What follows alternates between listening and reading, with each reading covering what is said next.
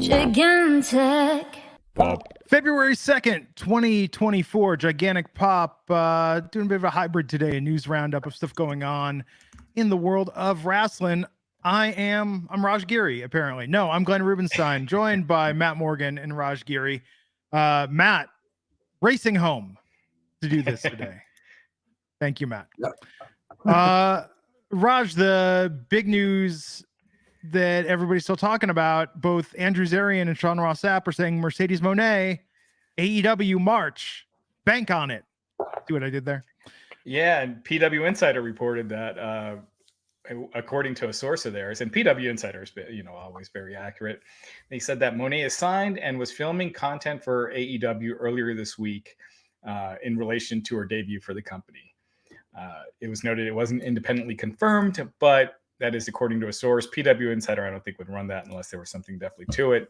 So, yeah, Mercedes Moné to AEW. I feel like that's been kind of expected the last couple of months. And so, yeah, huge signing for AEW. Yeah, Matt, what do you think? Is this a satisfying payoff to the mystery of where Mercedes would show up next? Yes and no. Yes, because it's exciting. It's going to improve and bolster their women's division, right? But at the same time, February, I got to wait now. So like it takes that initial pop away of, oh my God, Mercedes Moné is here, right? It being caught by surprise. You know what I mean? So I'm excited for AEW and AEW fans, no doubt, but the surprise element of it all, like when Punk came back to WWE, right? Or Daniel Bryan turned up at AEW, that caught me off guard. Like that's the little elements of surprise I still hope to see in wrestling, every once in a while. Yeah, Tony Khan is promising a big announcement next week. Got to assume this is what it is, that it's Mercedes and the signing of Mercedes. Not coming until March. So I've got to assume maybe she's not completely healed yet. Yeah, I mean, it's my bad. It's February 2nd. I didn't mean February. I meant March. Sorry. No, I keep forgetting it's February too. That January just flew by. So yeah, I think one of the things with Mercedes coming in, and it's something we've talked about it in the past, is when you had CM Punk coming into WWE, right? You had him getting in these segments with Seth Rollins and Drew McIntyre and Cody Rhodes, and those felt like huge moments. Mercedes coming in is going to be a huge moment. She's a huge star. But who is she going to be in the ring with that has anything close to that? Because the women's division hasn't been pushed that hard. They haven't had a single women's pay-per-view main event as far as AEW pay-per-views go. I'm not talking about ROH. So they need to really bolster that women's division to make this signing really worth it. So I think they'll get that, though, because hear me out. The rub in general that she's going to give those other women, that's what you're paying for, besides the fact that she is an attraction. She is. That's not hyperbole to say that Sasha Banks, a.k.a., Mercedes Moné, is an actual attraction. Mm-hmm. And I'm still shocked WWE did not throw her Benzes, any kind of anything they could throw at her to get her to be in that women's rumble. I'm actually still shocked that they did not, as they say, back the Brinks truck up to her home and say, please, we need you back. We have no problem with how you left. You know what? That was our fault. Our bad. Let's start all over again. I would have done that because she's that big of a name, that big of a draw. I don't use that word draw lightly. She's a draw. Yeah, I think what this regime has shown is that they're not going to overspend. They're not going to break their salary structure for any one talent. And that's something. Hang on. There's a little bit of physical responsibility in that, right? I can't. When you say it that way, it makes me feel like a complete circus bouncing, throw everything. But at the same time, that is the one female talent that I would throw everything at. Yeah. No, but I do think this is the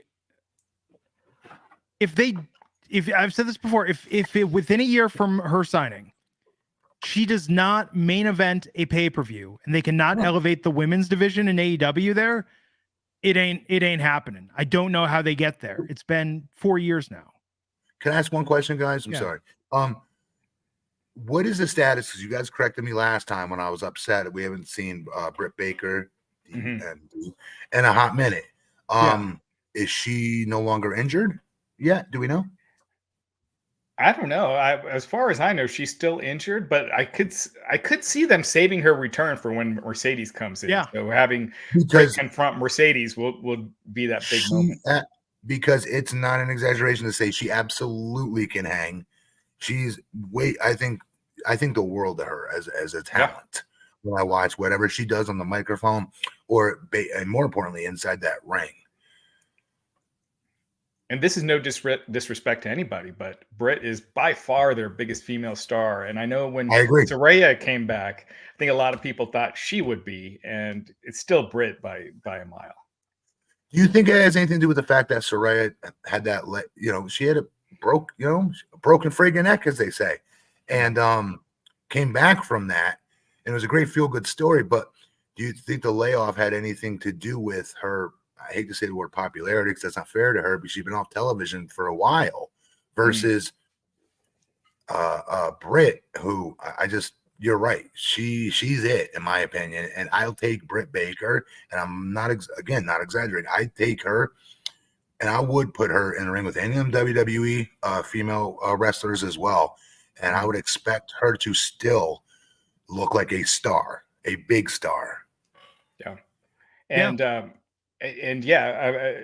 about the injury and everything, I think a lot of it has been that they kind of just put her in the background with a bunch of other people. And I feel like you need to focus individually more. And that's why Toni Storm is killing it right now, right? It's because she's got that individual attention. She's got her individual character. She's not just in some group constantly being a member of a group. She's her own personality, and it's paying dividends. Can I say something really quick, Glenn, about Toni Storm? Yeah. So at the press conference after, and everyone's making fun of Tony Khan after the last AEW pay-per-view. I keep confusing PLA and pay-per-view now. That's how old I'm getting. And I watched the whole thing through, and people were taking cheap shots at Tony for wearing the hat and the glasses and looking like a circus clown. Yeah, he probably should have taken it off after, but he's the one that put it on him, and good on Tony for playing along with it. If you guys saw it. Toni Storm I'm talking about. And she ran that press conference. She was hilarious. She's so good in this character. She's, in my opinion, another huge star. So they do have a couple of women, if not a few. No, there's probably 6 or 8. I think that you could say, just off the top of my head, Sasha and Tony, Britt, Abaddon. You don't think Abaddon's getting a push, man? That doesn't mean okay, so I had a push once upon a time. That doesn't mean nothing. Abaddon's great. They are phenomenal in the ring. Great character work. Who else? No, I want to hear. I want to hear more. Statlander. Yes, I'll give you that. Yes. Saraya. Yes. You still got. Well, are we talking pay-per-view main events or people she could work with? You got to build a division to get to the pay-per-view main event, though. And people that you could put in the ring with her and they're not going to look lost. And they don't look like they don't belong. He's right, especially on Chris Statlander. Shame on me. That should have been my second name out of my mouth. Yeah, because you don't just don't announce Mercedes Moné is coming in the main event of All In this year is Mercedes versus Tony, but you need a division, you need a build. Yeah. You have to get. Give me more names, Glenn. I gave you 7. I think that's. I think we said 6 or 7. I'm not trying to put you in the spot, but someone in the chat, they've got Diana Perazzo. Okay. Ooh, okay. There you go. All right, and Sky Blue. Sky Blue's not ready yet, but she's someone that could be down the road. She's getting there, though. Yeah. She's improving quickly from what they started her off at and what she's being given now. She's run with the ball, and they've given it to her for what it's worth. Yeah. Yes. And I don't know me saying Abaddon, I'm surprised that's controversial. That they are the character I would play if this was a video game. Controversial. I'm not saying it's controversial. You said that. I'm just saying nobody's buying if it's a pay-per-view main event, Abaddon versus come on. Has she even wrestled on Dynamite? And it's not. Hang on, let's be clear. And let's be clear. It's not her fault. It's the character that she's playing. There's nothing sillier about Abaddon's gimmick than there is about Tony Storm's gimmick. Or Britt Baker is a dentist. But she is a dentist. Yeah, I know, but that's her character. She's not Isaac Yankem. And she's not Isaac Yankem coming out with the stethoscope. I'm saying that, like, and I like this about Britt Baker. It's a little bit Big Boss Man. I like vocation-based. Timeout. Huh. In real life, I've been to her dentistry in Central Florida. I swear to Christ. I'm not saying that she's not a real dentist. I'm saying that I like those sort of gimmicks, but I'm saying if I told somebody that doesn't watch AEW, it's like, who's one of their top homegrown female stars? Well, Britt Baker. Oh, what's her character? Yes. Well, she's a dentist. And they'd be like, yeah, she's beyond that. No, that's not her character. Her character is part of her character. No, her character is she thinks she's the cat's pajamas. Yes, I'm old for using that saying. But that she's the queen bee of that division. And I agree. And I bow down. That's what every female wrestler's gimmick. They think they're the best. But here's Here's the every difference. Wrestler thinks they're the best. Here's the difference. She is. I know. Matt, when you were a wrestler, people like, do you think you're the best in the world? You'd be like, well, I'm okay. No, I want to be mid Carter with upper management potential. Yeah. So, but my point is, though, they've got the point. Tools. The point remains, aside from Ronda Rousey, I don't think there's anyone else other than Mercedes they can bring in. So, okay, Glenn, you bring up a good point, and we're talking about this way longer than I'm sure we expected to our fans watch it. But, like, why is okay? I'm sure Ronda's doing what she wants to do because she's Ronda freaking Rousey. She's a megastar. So that's another one, Raj. We got to give them props for that they have. So why are they putting her on Ring of Honor? And Ronda wanted to do that to work with her friend. She's not signed to AEW. It was a one. They could get her. Yeah, but look, given Ronda's tweet about Bruce Pritchard and stuff like that, like what I'm saying is that's the only other chess piece aside from Mercedes that Tony Khan can put out money for that's going to have a measurable impact on growing the women's division. So, but my point remains, they got a year.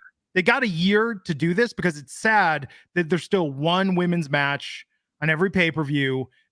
They haven't really invested in that division. No, there's not. There's usually two, and he gives three with the pre-show. That's what I saw. Is there? Yes. I was looking. Somebody posted the stats the other day, and it looked like it was still pretty lean. But David Mack, Thunder Rosa. Thunder Rosa. Oh, yes. Just came back. Yeah, Thunder Rosa. That's another one. They have a stacked women's division. It's just they don't have the right stories for them to. Yes. So, folks, that is another one to throw the shrimp on the barbie, as they say, as another not headline, but very big name talent that can absolutely go have a great storyline because Thunder Rosa is very good in all of that and in the ring. She's another one. I'm sorry, the women's roster is better than people give them credit for. And I'm just going to say this also, not to just keep putting Abaddon over because I think they're amazing, but if you want to get a younger demographic in wrestling, like wrestlers that are more toyetic, that have that element, are really, really important to this business. And that's still where the women's division in every company crushes it. Timeout. For action figure purposes, that's where toyetic comes from. Yes, I agree with that. Oh God, she's incredibly toyetic, and I like her gimmick. And I'm the guy that likes Kane, Undertaker, anybody that has any kind of mystical powers. I'll be the first one to tell you. Yes, I don't feel silly saying it. I'm a huge fan of that. Brings me back to my childhood. But at the same token, we're talking about what Raj's initial question was: who can main event pay-per-view, period. Yeah. And that's gonna be Britt or Tony, probably Britt or Tony with even Tony and Tony's probably my favorite female wrestler at the moment because I love her. I love entire shtick, everything about it. But do you think you could get through a match where it's being taken seriously with a Mercedes Moné? With Tony? It's gonna be a weird feud, but I'd love to see it. It'll be entertaining, but I do think there's a weird aspect to that with that gimmick. Hashtag watch out for the shoe. Yes. But we've talked about this before in regards to all of wrestling. If you're too reliant on your gimmick, in all the years we've been doing this, it has been argued before that gimmicks have more of a ceiling to them. Even Bray Wyatt is most hot. Still, it felt a little weird when he was Universal Champ. It did. And what happened? He had a huge hammer they made him use in that match that the poor guy, was never able to live down. Same as Seth Rollins was never able to live down to this day because of that one part, because that's him being in his character. Yeah. But I see what you're saying. Yeah. And that's but I think Tony is phenomenal. I think Tony, the funny part about it, if more eyeballs are on, like, let's say because of Mercedes, more people tune into AEW, I think Mercedes fans are going to love what Tony's doing. Oh, yes. It's exposure, right? So bringing more eyeballs on the product helps with that. And we already saw that with AEW. Look how Moxley brought more eyeballs. Cody brought more eyeballs. And who did that benefit? MJF, Darby Allin, Orange Cassidy. Like, these guys had something to offer, and more people checked out the product. Like, you're trying to get people to sample this. Mercedes is going to get some people to come back, and she's probably going to get some net new viewers on Dynamite. But that's what we've seen in the past. They brought in Punk, Danielson, Cole, Edge, so many people. You have to maintain that. Just bringing them in is not going to do it. And I think the mistake they made with Punk in a lot of ways was they didn't have him go for the big fish right away. And I feel like with Mercedes, you got to do that. You got to have it with Britt. You got to have it with Tony, someone at the top, as opposed to lower on the card, because it'll dissipate quicker when she comes in, unless it's a hot feud. And that's what I think WWE did the right thing with Punk by getting him right in there with Seth and Cody and the top stars. They did. And to be fair, they put him in the perfect match that usually you do not get hurt in ever. Right. Yeah. And this is twice. I love my guy. He's probably my favorite superstar today, Punk. But this is twice my man has been injured in a Royal Rumble. Yeah. Oh yeah. I'm not trying to be smart ass about it, but it's like those are the easiest matches there is. You get a guy in the corner, you pretend to choke him in the turnbuckle, or pick him up over the top rope. Oh wait, I'm not strong enough. I can't do it. Hey buddy, come help me do it. It's the easiest thing in the world. You know, and he got it was a weird spot he got hurt in too. It was taking the Future Shock by Drew McIntyre, which and this is what happens when you don't take bumps every day. And again, I still go back to, and I'm going off topic here, but Punk putting on a little bit more size than what he's normally used to carrying. Yeah. Let me give an interesting example though here. I think the problem or the challenge that AEW has had is that most of their big signings follow the Moxley route, which is like, oh, I was at WWE when I was doing this stuff, and now I'm at AEW. I just want to dive in there and work great matches and work with talent and get into it. I would argue Mercedes and his ability to cover the weekend aside on a cruise ship.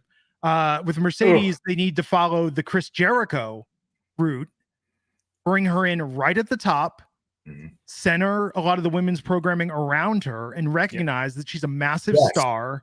Absolutely. Yeah, but everybody else does the Moxley route. Everybody else comes in, and they're just there to work with the talent, and they're really impressed with AEW, and now they're not under the man's thumb. Mercedes needs to come in as the marquee women's star in AEW. Well, Danielson came in, and they put him in with Omega right away. Yeah, and that was a huge success. They did a huge thing for that. And they just had Danielson lose every big match for the next year, so it didn't mean as much. But that's still one of my favorite matches to this day. Was Danielson versus Omega. I love that match. It was awesome. But it's exciting, and look, people have been speculating for a year now where Mercedes was going to go. I'm surprised WWE didn't make her the offer that it would have taken, but this is going to be right. Yeah. I mean, I wonder, given everything else that has happened and even the story for the developing day, if it were today and those conversations were happening, I have a feeling they might think it's worth the dollars. Easily. And if I can, real quick, while we're talking about women's wrestling in this moment in time on our show, I encourage everybody, what a Jordan Grace juggernaut mark I am.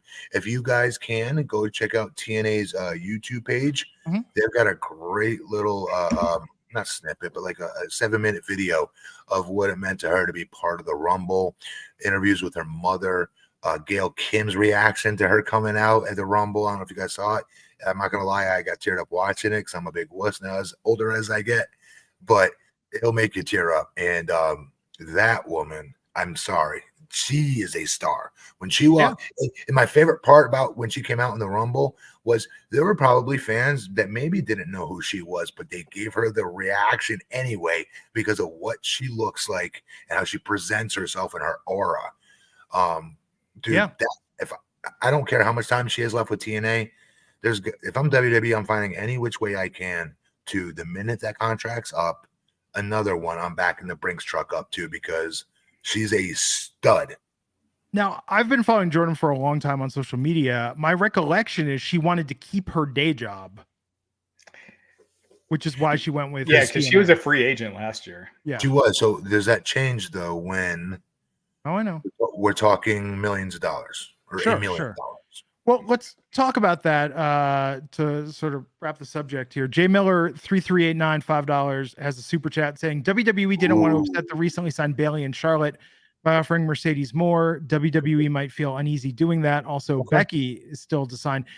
This is where not having a union harms wrestling, Matt, because I think there is this perception amongst wrestlers, and I'm not just saying women's wrestlers, among wrestlers, that a wrestler would look at another wrestler's contract value and say, oh my God, how did they get this money? This is money I should have gotten, rather than saying, well, if the company is willing to spend this on one talent, I can use this to my advantage to try and get that same level of money because they're pushing the boundaries the next time I go for it. It's like a rising tide lifts all ships. It's not about they've got this set budget, you know? It should. And I do think the talents today are savvy enough to do that. I don't think, like, I'm all for wrestlers union. I think they definitely need one. Absolutely. And if I'm being honest right now, I'm hoping that with the stuff that you're going to get into later about Vince McMahon and his demonicness and disgustingness, that it will shed such a frigging spotlight on professional wrestling. Like all of us right now as fans, like I might be a former pro wrestler, but I'm still a fan, just like everybody watching. And we all have that pit in our stomach right now that I know you all know what I'm talking about, because this guy gave us our childhood and look what he's done. And what, in my opinion, it's my opinion, terrified. What the hell was this dude doing in his 30s, 40s, and 50s, right? Yeah. So with that said, there's this huge spotlight on WWE specifically. I'm hoping this leads to a union, as well, on top of other things that need to be handled, right? And the reason I say that, Glenn, I don't know why you're laughing at that. No, I'm laughing because I've got an interesting thought, but I'll tell you in a second. Sorry, but and I do hope that because there's this huge floodlight on them right now, that they do the right thing finally, and they do create a union, because the wrestlers do need it. But to your point real quick, the wrestlers today are very savvy, and I know for a fact that they do use somebody else's contract that they just gave a raise to, let's say, as, hey, that's your person that you just gave a raise to. Here's my ratings on I'm dead serious, on the quarter hours that I was on your they're very savvy, way more savvier than when I was wrestling. Yeah. Well, I was going to say, Matt, the reason why I laughed is I think WWE is going to go overboard on protections, councils, committees, process, because they'll do everything in their power to stop a union from happening. So they're going to. So it was Vince, though. Yeah. It was piece of shit Vince that was always against. He shut the doors. What he always told us. I was in the company when he said it. That I would close the doors at WWE before I ever allow a union. Well, guess what? Homeboys fucking out of here. So yeah. But real quick, I'm sorry. I was going to say, going back to Jay Miller's and about not signing Mercedes because of the increases it would have to lead for Bayley and Charlotte. You got to remember, WWE bought WCW, and the best business decision at that time would have been to buy out Goldberg's contract and Hogan's contract and Nash and Hall and do WCW the right way. And that could have led to a second company, second pay-per-view revenue. Those pay-per-views would have been through the roof, but instead, they didn't want to buy those contracts out. They didn't want to pay them what they were making in WCW, because it was more than their guys were making. So to keep their salary structure in place, they lost out on millions and millions and millions of dollars. Good point, Raj. Yeah. Very good point. T Smitty 3000, the $10 super chat. Thank you, T Smitty. Saying, I know y'all want it to happen for AEW, but Mercedes signing there won't do squat for one reason. Tony Khan sees no value in women's wrestling. please tell me you caught Obafemi's match in NXT, Matt. We'll talk about Obafemi. Yeah, Obafemi, absolute beast in the ring. If go ahead. If Tony saw no value in women's wrestling, he wouldn't be spending this kind of money or giving airtime at all. I think that he's easily distracted and sees it as a secondary value prop. But if he doesn't see no value in it, or else he wouldn't be in that business at all. So real quick, T. Smitty, I did see Obafemi at the behest of the gentleman over here, Mr. Glenn Rubenstein. I need to check out Oba. I haven't watched it yet.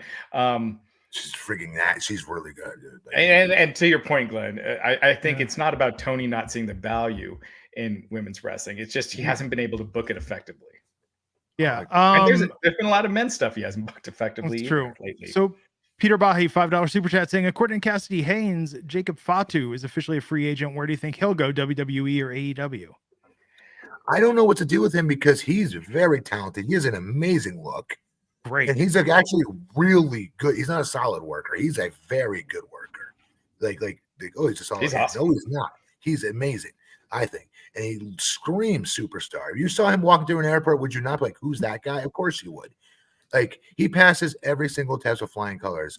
The only thing I can think of, I don't know what his age is, but I've heard his age. He's 31. Oh, really? What? Yeah. No. Is he? Yeah. Folks, I have no reason on God's green earth why this guy is not with a major company. I have no idea. I saw him. Wow. 31? Told you guys at the time he wrestled in San Francisco Indie. Jacob Fatu versus what was it? King Fat Boy, Papa Esco. Talk about like two big meaty men slapping meat. These were these huge guys just throwing each other into like folding chairs, like through the audience. It was an amazing indie match. Jacob Fatu is an absolute star. How come nobody's giving me and Monster Abyss or me and Samoa Joe meat chance? Big E didn't come up with the term till like 4 years ago. So he did kind of. Fatu has gray in his beard. Like, are you sure 31? That's what it says. Yeah, 31. Okay, man. I hope so. And Rikishi's his uncle. Rikishi is the one who announced that he was a free agent yesterday. Obviously, built-in story with the bloodline. If he decides to go there, but as we're seeing, we're going to get to Okada here in a second. But bloodline needs this. Bloodline needs Jacob Fatu, in my opinion. They need something. Wait, here's the quote: "The bloodline needs a transfusion," and that's Jacob Fatu. Hashtag Hoive, Glenn. But yeah, the bloodline needs something because it's gotten stale for sure since SummerSlam. So, and if he's keeping that belt after Mania, we need something to get us through until he drops it. No. Finish the story, Cody. Yeah. And he's not, like we were going to talk about, he's not the only, and as we've seen with Tony Khan, he's willing to spend a ton of money for new talent. And now there's these reports, Okada is now a free agent as of yesterday. And there's these reports that AEW and WWE both have spoken with them. AEW's offer is actually bigger than WWE's for what they're offering. Well, I believe that. Are you kidding me? Tony Khan, of course I believe that. 1,000% I believe that. We actually talked about this a couple months ago where I said Okada is one of those guys that Tony won't let get away. So it all depends on if Okada cares about like the extra fame that comes with WWE and the WrestleMania and all that, or if he wants to make more money and do the style of matches he's accustomed to already. On a slightly lesser platform company. And to be fair to them, they're brand new. Come on. Right. They're what, a few years old? Well, AEW has more of a footprint in America than New Japan does. Oh no, definitely. I mean, versus WWE, obviously. Yeah. I'm sorry. So it's still more exposure and a bigger platform. It's just not WWE. But here's the question, Matt. It's like, because you had this when you were loyal to TNA all those years. Yeah. Would you rather be on a bigger platform that books you and presents you worse potentially? No. Yeah. So something to keep in mind. But I think with Okada, this is going to be interesting. I'll be shocked if AEW doesn't make this work, though. Because wrestling, we get into it because we love it, right? We were fans growing up, all of our wrestlers for the most part.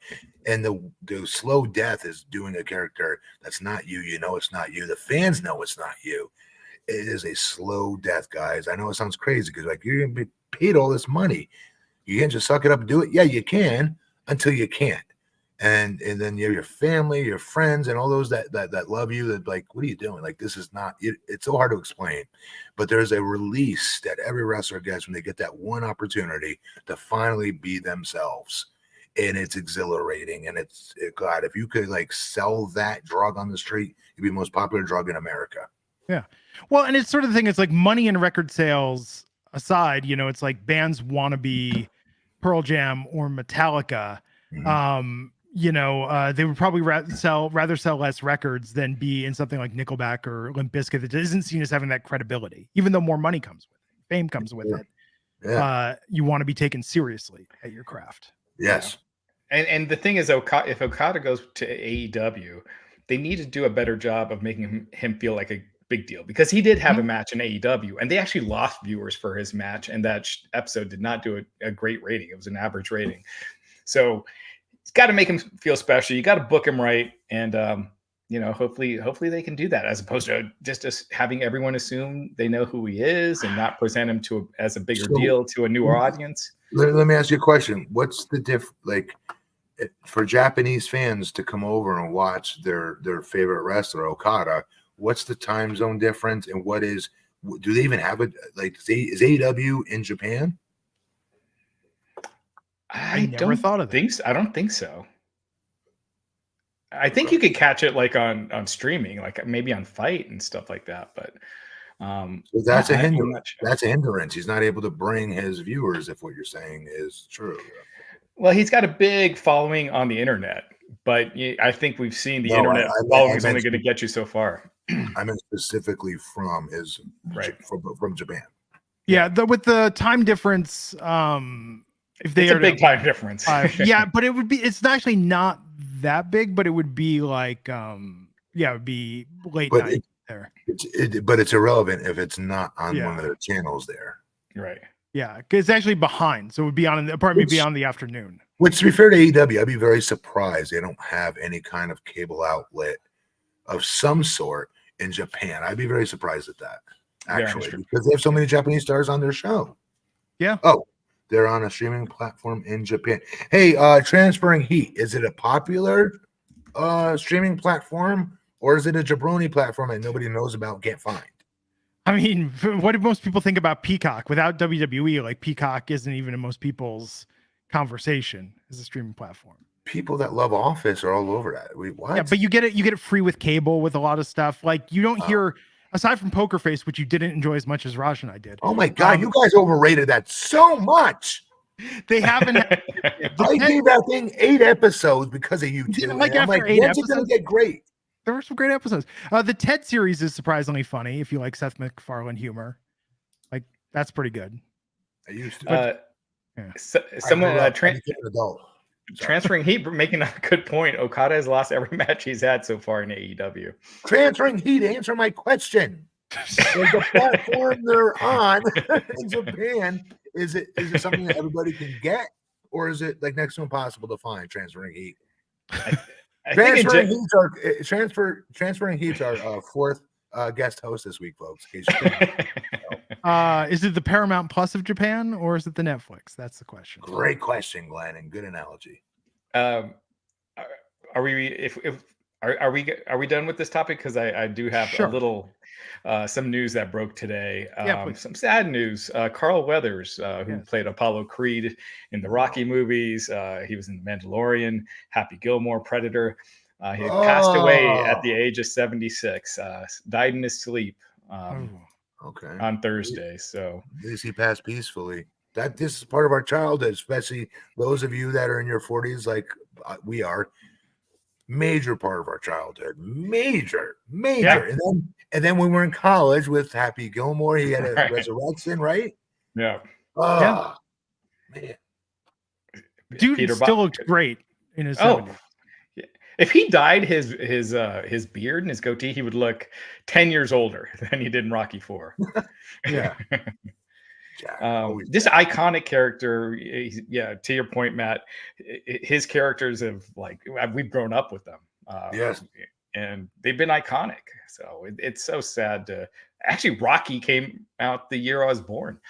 So yeah, really sad news. He was so great. I was always hoping that he would end up in one of the Expendable movies with Mr. T. Nah, him and Stallone are still they've got issues over some royalties and some other stuff. That's a shame. I know, but it goes to show, man, like mend your fences now because you never know how long you have left, right? And good to your point, Glenn, Jimmy MT 91, the Rocky quote, "There is no tomorrow." Yes. Before we move on, Matt, I need to share with you in the audience that I found out during our pre-show that Raj Giri has never seen Red Dawn. I think I don't want to.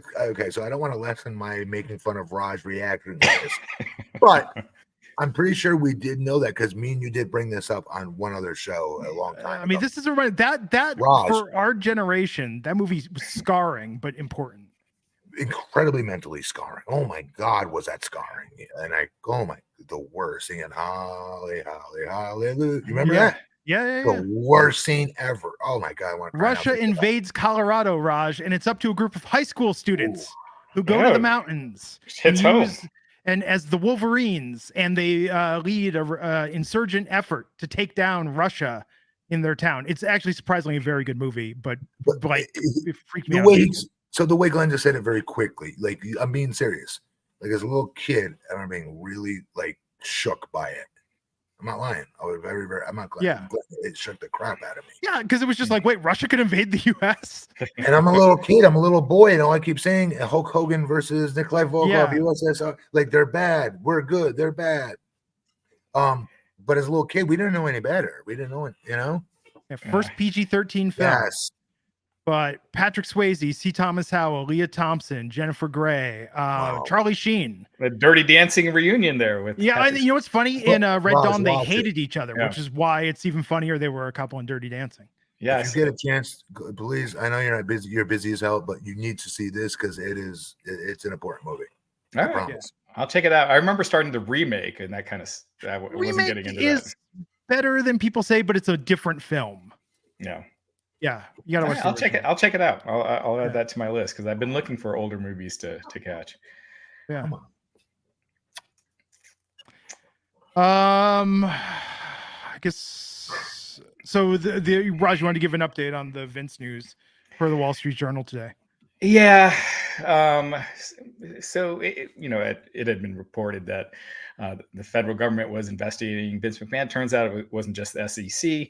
According to the Journal, federal authorities have been investigating sexual assault and sex trafficking allegations against McMahon, and they have been in contact with women who have accused McMahon of sexual misconduct. And over the summer, they executed a search warrant for McMahon's phone and delivered a subpoena to him for documents relating to any allegation of rape, sex trafficking, sexual assault, commercial sex transaction, harassment, or discrimination against the current or former WWE employees. I'm just reading this from the Journal. The grand jury subpoena described to the Journal offers the first window into the investigation, which began in 2022, where it was reported that he made payouts to several women who accused him of sexual misconduct while he was CEO, and that prosecutors were investigating the payouts. The subpoena also sought communications between McMahon and these women. And a big part of this is that with the woman that came forward with the lawsuit last week, her and at least 4 of the women named in the subpoena had entered into settlement agreements with McMahon over allegations of sexual misconduct. And prosecutors have interviewed some of the women. So some of the women that had signed NDAs in the past are being interviewed for this federal investigation. And according to Vice, McMahon secretly had the NDAs drafted and entered into them without WWE's knowledge, which is why when the company became aware of these hush money payments, it had to revise their earnings statements at that time. A lot going on. Obviously, we don't know more than this. John Laurinaitis, he was in the news as well. He's saying he was also a victim in this, a victim of McMahon. Didn't deny any of the allegations from last week. So as we're seeing, this is going to get McMahon stepping down so and resigning was not the end of it. It's going to be ugly, and it's going to come out. They're going to investigate who knew what and who didn't act and who did act.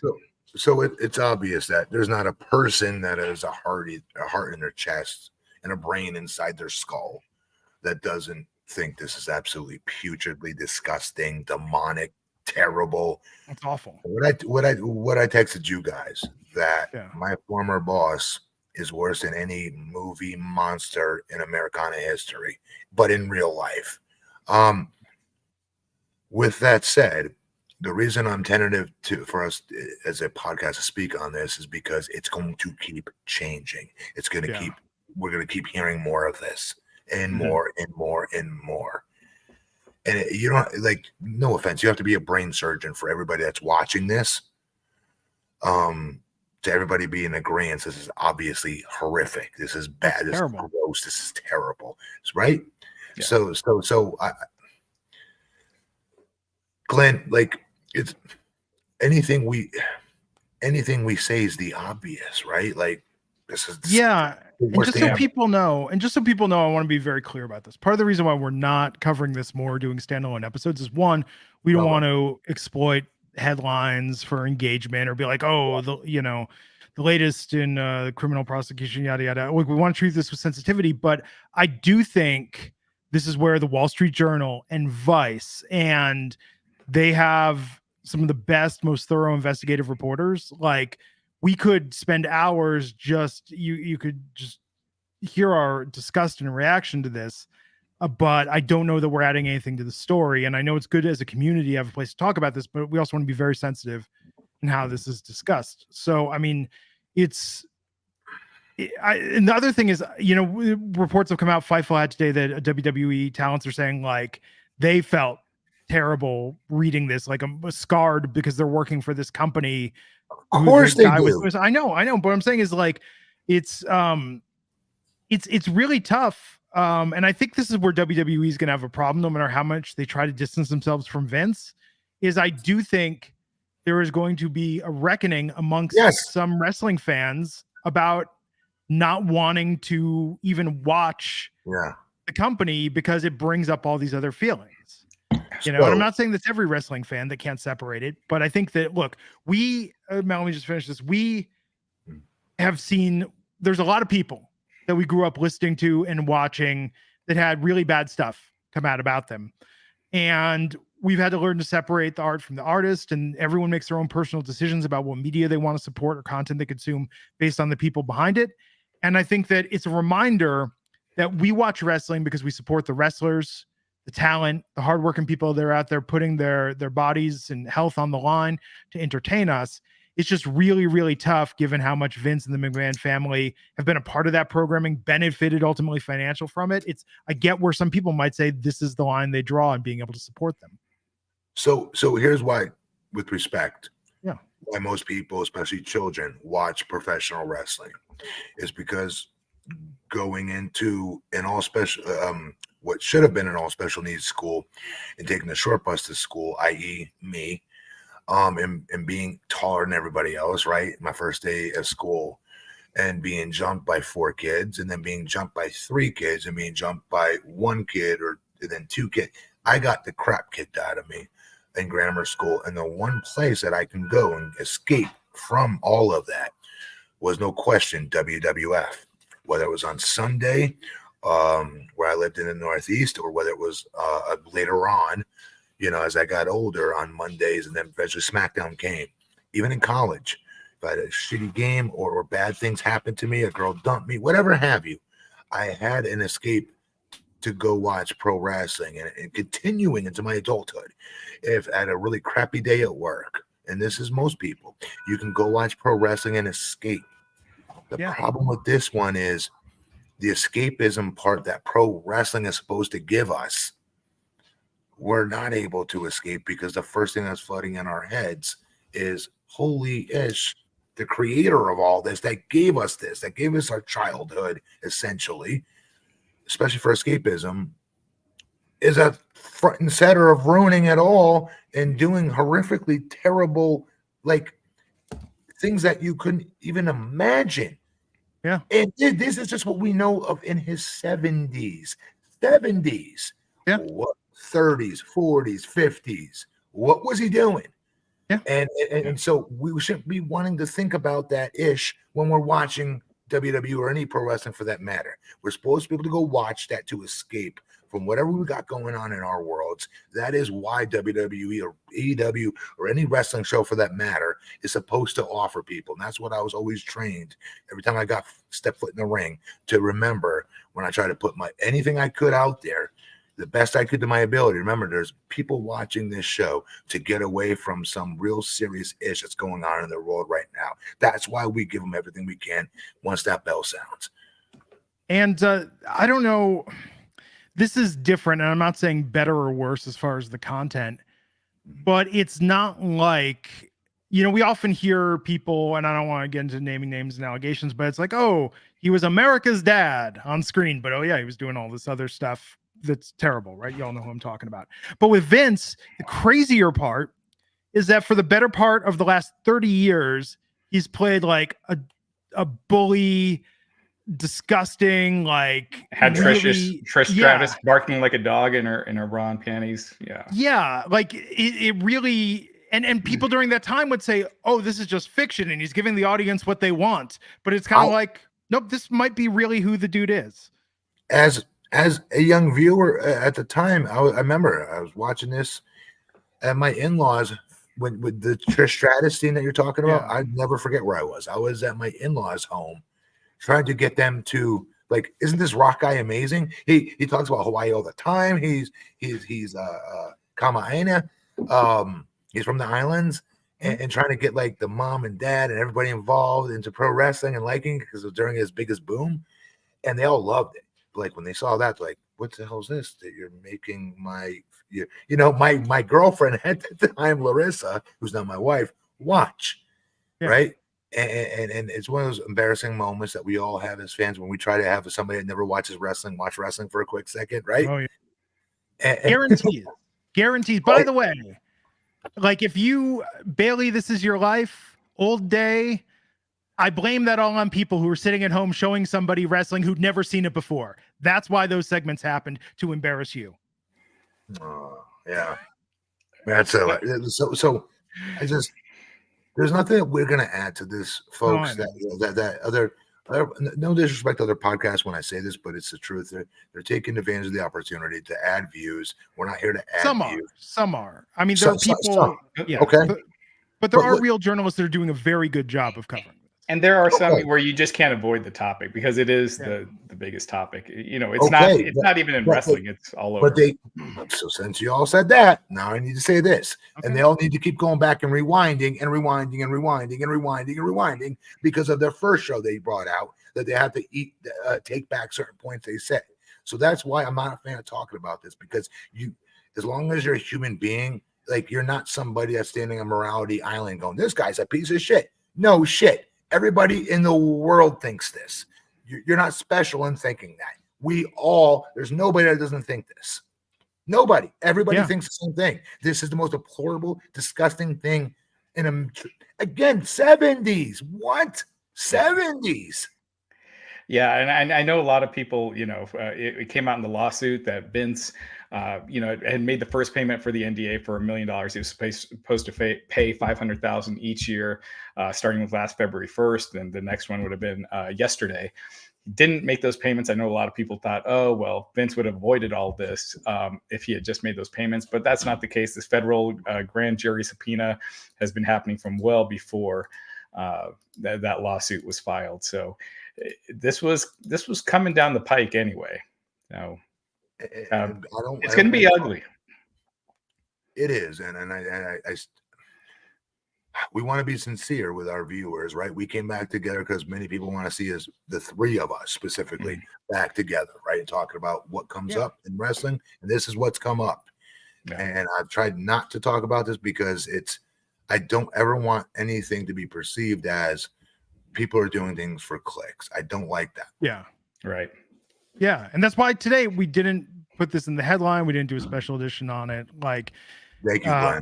Our brand. Thank you both. I have the utmost respect for hard-hitting investigative journalism. Like that's not what I do. But that's not why people come watch our podcast. Yeah. That is not why. Yeah. They come to hear about which 80s movies I hadn't seen, and you guys give me crap Yes.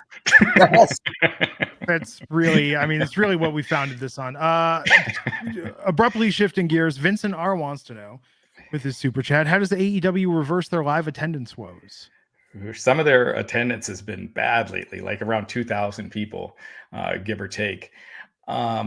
It's making the product hot again. A lot of that is getting the right stars and getting the right feud and just getting that buzz. Hopefully Mercedes, they can do right by her because it's an opportunity to bring back some buzz, get things hot again, but they need to follow up right away and capitalize on that buzz as opposed to it's a big deal one week, everyone talks about it, like with Edge, and then it just, fades away.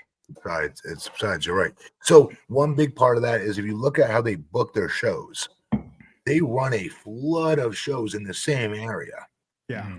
And they're not too far from each other. So if that's the case, like I'm just using this as an example. I'm not saying this happened. Let's say it's Connecticut, right? That's where I was born and raised. Let's say it's Connecticut. They would run a show in Hartford and then Bridgeport and then be back to a different place, but in Hartford. They're too close to one another. And so if you went and wanted the AEW experience, you're going to get it. You're going to go watch that show. You're going to be done with it. Oh, I enjoyed it. It was great. But you're not going to go back and watch the same damn thing again the next night. Yeah. Right. So they need to add more space and variety in between where they're booking their shows at because they're all on top of one another if you looked it up on a map. Yeah. It's true. So, we can talk about this before we wrap. I was going to say also the rating this past Wednesday night for Dynamite 0.26 on the lower end of one of the lowest that they've done. Their Collision rating, which was against the Royal Rumble, is expected to be the lowest ever, and it was a 0.06, 300,000 viewers. That 0.06 was even lower than I expected, but lowest in show history. This week obviously will be bigger. But I do need to start wrapping it up here in a second. We're getting ready to go to the mountains, and so hopefully I'll watch Red Dawn. I'll watch Red Dawn before so I can get some tips. That would be amazing if stuff goes down. Watch it in the mountains and get your daughters to go out and work on survival skill techniques. Yeah. I know.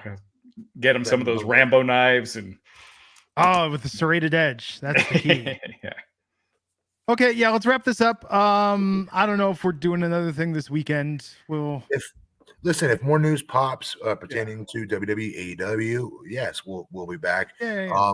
But folks, please keep liking everything you see here. Please subscribe, and again, so it increases our chances on algorithms to be able to be popping up in other people's feeds as well. So please. And also, if you've seen the past several episodes, we've done a ton over the last couple of weeks, but we try to answer as many questions and comments as possible. So leave a comment, anything we didn't get to. I know we had a ton of people making comments during today's episode. Please leave a comment if we didn't get, if we didn't cover what you were asking, and we'll definitely try to get to it. So, and we appreciate your support. Like Matt said, please like and subscribe. It helps us out a ton. And leave, like you said, leave the comments in the comment section. I generally try to run back through them when I can and answer the majority of them. I swear I do. Yeah. And I want to thank everyone. Our Royal Rumble episode this past Saturday is our most viewed episode on YouTube. 14,000. Really? Views. Yeah. Nice. More than a CM Punk one? Yeah. The one about Tony Khan's Twitter is our second most popular. Then Seth Rollins. Because I went berserk. Yes. Wow. Tony Khan needs to tweet again so we could get some more views. No, just kidding. Well, seriously, thank you, folks, for watching that PLE and coming and watching our show right now. Thank you guys. Yeah. And we'll definitely be doing WrestleMania, of course, and probably Elimination Chamber, right? Yeah. I'm down. Yes. And maybe Sting's retirement. That'll be huge. I'm down for that too. Yes. And NXT Vengeance Day this Sunday. I'm not down. Yeah, maybe not that. Gonna be good. Word has it Tiffany Stratton's gonna be on SmackDown tonight. So yeah, there you go. All right. Cool, guys. See y'all next time. He's at BP Matt Morgan. He's at the Raj Giri. I'm at Glenn Rubenstein. Marie, hope you get better from COVID soon. Sorry you caught that at the Rumble. But yeah, get better, Marie. Love you, Marie. We'll talk to you all soon. Take care.